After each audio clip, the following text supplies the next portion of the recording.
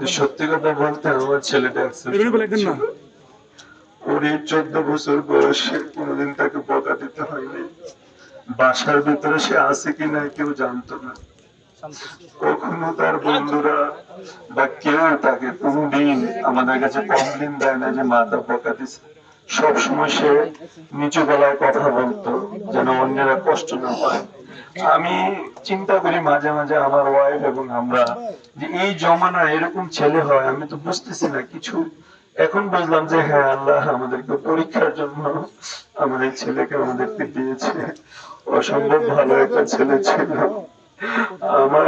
আমি যতটুকু জানতে পেরেছি 3-4 দিনে আমার উপরে বা আমার পরিবার উপরে যে স্ট্রেসটা গেছে, আসলে আমি সব খোঁজ খবর রাখতে পারিনি।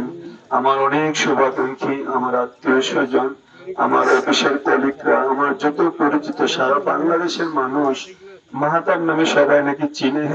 মাহাতাবের জন্য সবাই দোয়া করছে। আমি এটা গর্বিত পিতা যে আল্লাহর ফয়সালা, আল্লাহ যে ফয়সালাটা দিয়েছেন সর্বশ্রেষ্ঠ ফয়সালা। আমি আল্লাহর এই ফয়সালার উপর সন্তুষ্ট, আলহামদুলিল্লাহ।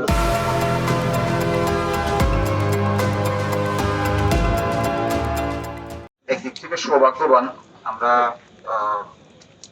অঝরে বৃষ্টির কান্নার মতো, পানির মতো যখন আকাশ থেকে অঝরে পানি নামলো, আমরা সেই সময় আমাদের দেবীদ্বারের সন্তান মাতা যে অনাকাঙ্ক্ষিত সেই দুর্ঘটনায় শহীদ হয়ে মহান আল্লাহর দরবারে আল্লাহর কাছে চলে গিয়েছে।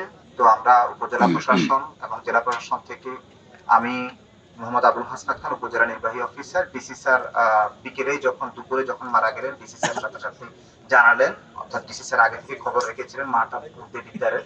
তো যখন জানলেন তখন সাথে সাথে বললেন তুমি খবর নিয়ে যাতে যাবা পরিবারের পাশে। আমাদের সরকার সহমর্মিতাটা প্রকাশ করছে, তারা যে শোক সন্তপ্ত সেই শোকের সমবেতী আমরা সবাই।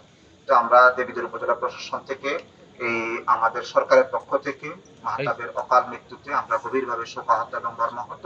আমরা আমাদের সমবেদনা জ্ঞাপন করছি, আমরা শোক সন্তপ্ত পরিবারের প্রতি সমবেদনা জ্ঞাপন করছি।